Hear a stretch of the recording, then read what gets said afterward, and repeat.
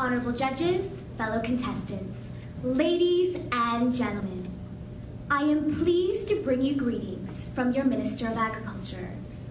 At least for today, me. I, Amanda Brodhagen, a farmer from Perth County, Ontario, solemnly swear to uphold the duties of this office, which I consider to be one of the most important political positions of the entire country. Today, I'm going to tell you about the vision that I have for Canadian agriculture. In this vision, we have people in government who can advocate on behalf of farmers' interests. We have a political system that allows farmers to access the programs they need. And we have an increasingly informed public who has a greater understanding about farming and the importance that it plays in our everyday lives. To accomplish this vision, I will be announcing 3 declarations. One will be related to the appointment of future ministers of agriculture, the second to farming programs, and finally, a mandatory program for the entire country. Now, before I start, you may be asking yourself, why would you want to have somebody with a farming background, such as myself, as your Minister of Agriculture? The answer is simple. Advocacy for farmers and farming, and an empathy for agriculture's needs.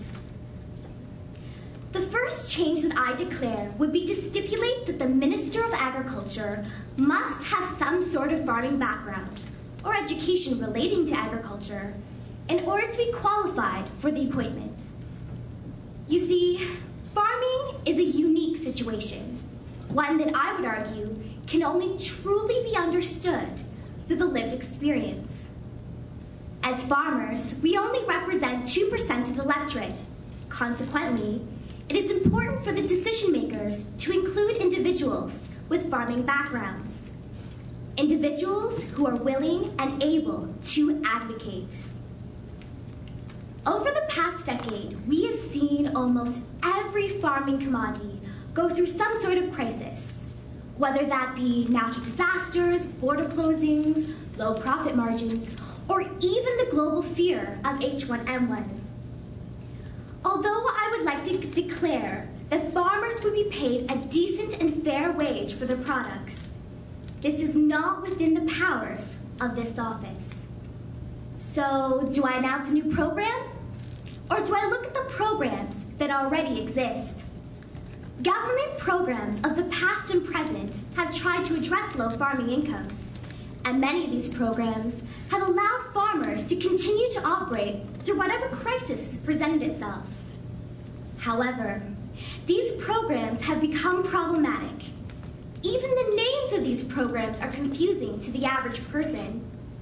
So today, I declare that existing and future programs must have the names directly referenced to their destination. To demonstrate this need, let me tell you the story of filling out last year's agri programs. My mother works off the farm, but she also does the paperwork for the farming operation. As the deadlines drew near, she was trying to make sense of all the programs. Now, my father had done some of the paperwork, so she asked him which ones he had sent away, and this is how the conversation went. It was that new agri program. Which new agri program? Agri-Invest, Agri-Kickstart, Agri-Insurance? The one that came in the mail? They all came in the mail. Needless to say, this was not a pleasant experience.